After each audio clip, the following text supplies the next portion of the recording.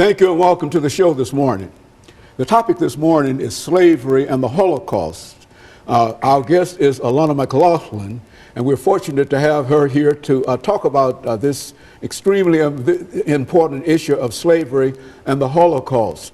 Alana, let me welcome you to the show this morning and to talk about a topic that I believe to be very, very important because it deals with the exploitation of two different groups of individuals. And I think that this was the topic that you wanted to talk about, called slavery and the Holocaust. You've given us a lot of information since you've been with us dealing with the institution of slavery, you see, and so now you've added another area in your discussion, and that is the Holocaust that occurred between 1939 and 1945, and you're dealing with one slavery for 300 years and one with the Holocaust for only a few years. But let's start off by talking about Alana before we start talking about slavery and the Holocaust, to give you an opportunity to talk about your background, your education, and some of the things that in a real sense have kept you coming to this particular show as our guest this morning.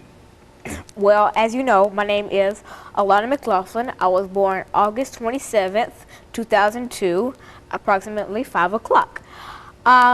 I'm currently in 5th grade, but today we're going to talk about the schools that led up to me going to 5th grade. For pre-K, I went to Napier Elementary, and for kindergarten and first, I believe I went to Alex Green Elementary.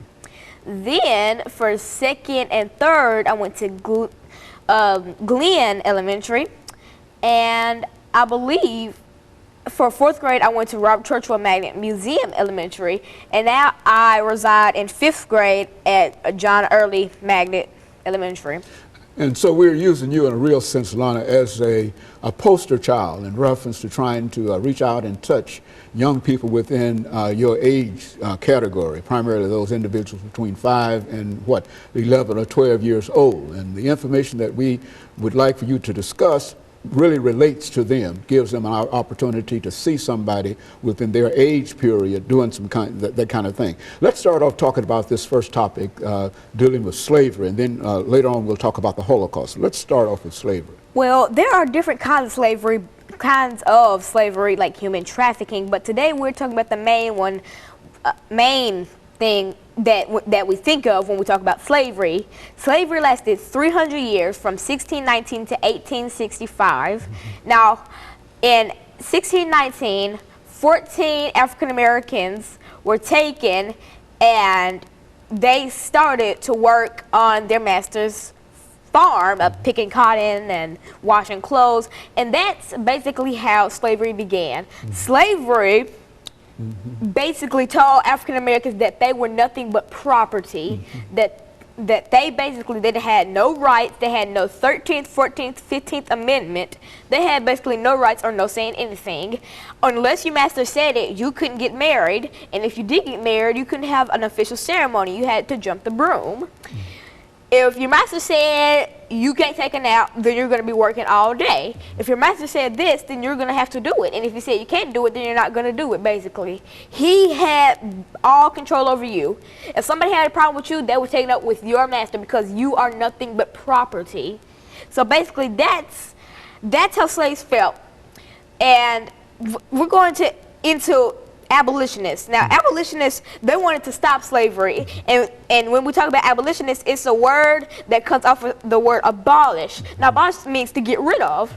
So, an abolitionist wants to get rid of slavery. Now, so basically, let's take Dred Scott. His master took him to a free state, and he believed that he should have been freed when he was there. So he took it to the Supreme Court, and that court told him that you are nothing but property, so get out of this courtroom because you will not be freed. But when his master died, the master's wife and brothers helped set Dred and his whole family free. And so in a real sense, you're pointing out some negative, but at least one small positive thing in reference to slavery, that at least there was an owner who had some compassion upon his slave, and eventually the very famous slave that you're talking about here is Dred Scott. And let me tell you how much we appreciate that kind of information, because when we come back, we want you to pick up again dealing with the institution of slavery and talk about how slavery came to an end. And then that next segment we'll probably be able to talk about the Holocaust. But we want to devote this first segment and this second segment dealing with the institution of slavery. And I think you've done an excellent job in reference to giving us that. And of course, we'll be back with our audience following this very, very short commercial break.